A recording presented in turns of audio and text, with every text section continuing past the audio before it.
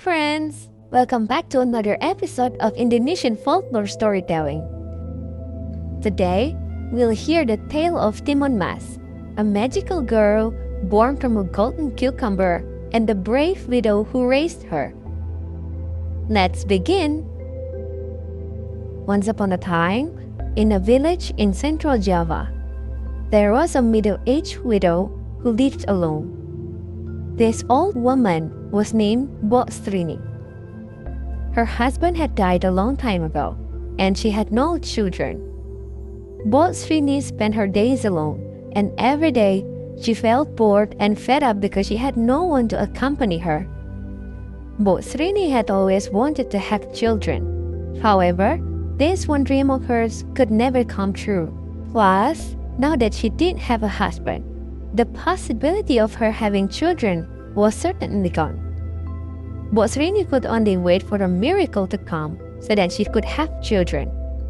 Mbok Srini always prayed to God every morning, afternoon, and evening so that God would see her and grant her a child.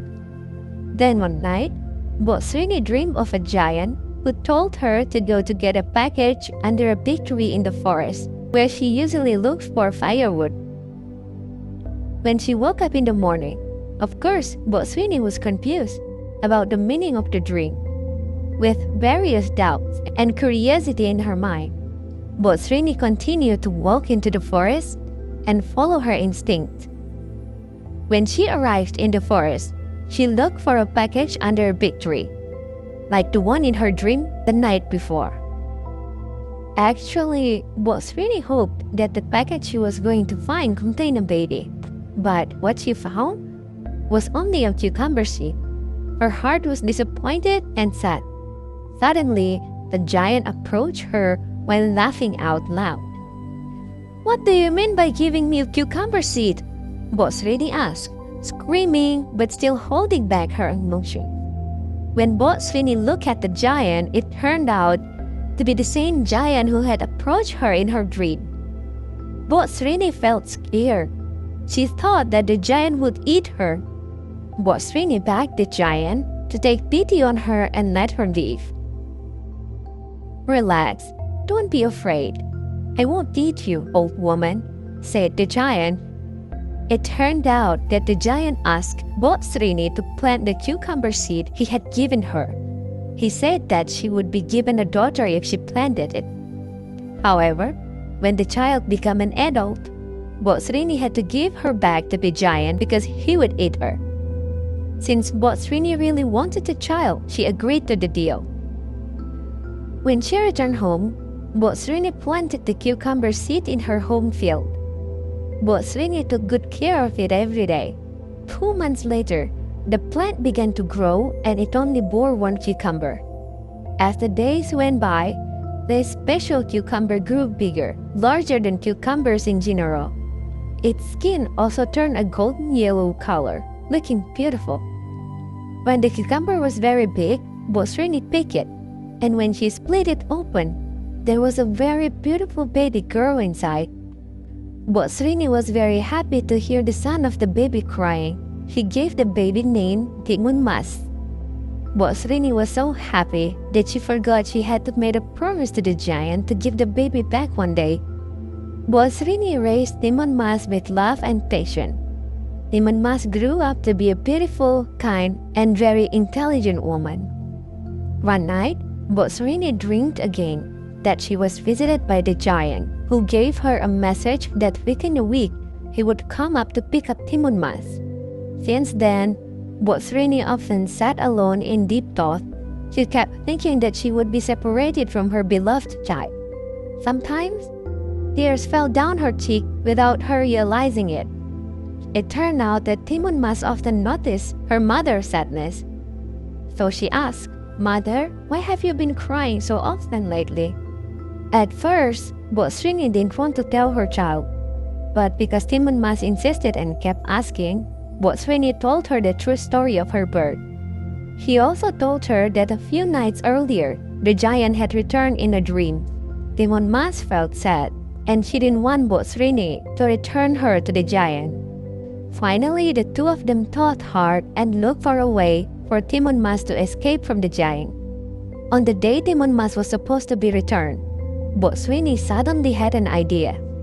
He asked Timun Mas to pretend to be sick so that the giant wouldn't want to eat her. Luckily, this trick worked well enough to buy them time. The giant said he would come back when Timun Mas had recovered. Before the giant returned, Mbok Srini searched for a way to save her child. One morning, he met a man on the mountain, a friend of her deceased husband. When she arrived, Mbok Srini told him everything and said he wanted to drive away the giant. The hermit gave her 4 small packages. He said they contained cucumber seeds, needles, salt, and shrimp paste. He told her to give them to Timun Mas, and if the giant chased her, he should scatter the contents one by one. After that, Mbok Srini went home feeling a little relief. At least now she had a plan. A few days later, the giant returned to pick up Timun Mas.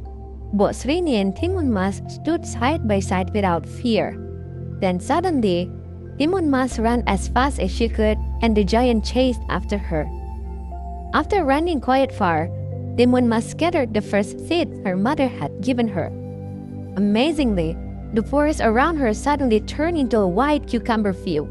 In an instant, the cucumber vines grew and wrapped around the giant's entire body.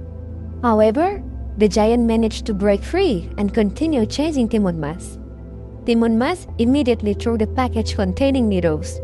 In an instant, the needles turned into tall, sharp bamboo trees. However, the giant was able to get through, though he was bleeding from the bamboo cuts, and continued to chase her. Seeing that her efforts still hadn't worked, Timun Mas opened the 3rd package containing salt and scattered it. Instantly, the forest she had passed through turned into a wide, deep ocean. But again, the giant was able to cross it easily. Timun Mas grew worried, as she only had one weapon left. If it didn't stop the giant, he would catch and eat her. With great hope for survival, Timun Mas threw the last package containing shrimp paste. Instantly, the place where it landed turned into a boiling sea of mud. The giant fell into it and died quickly. Seeing this, Timun Mas ran home to her mother. When Mbok Srini saw that her child was safe, she immediately gave thanks to God. From that day forward, Mbok Srini and Timun Mas lived happily ever after. The lesson to be learned is that people who have evil intentions will always end up in trouble and will not meet a good end. By telling this story to their little ones, parents can teach them to always act kindly and think well of the people around them. Thank you, friends, for joining me in this beautiful journey through one of Indonesia's treasured folktales. I hope today's story brought warmth to your heart, just as it has been passed down to warm the hearts of generations. Don't forget to like, share, and subscribe if you enjoyed this. And I'll see you again in the next story from the rich world of Indonesian folklore. Until next time, stay kind, stay curious, and keep the magic of stories alive. Bye-bye!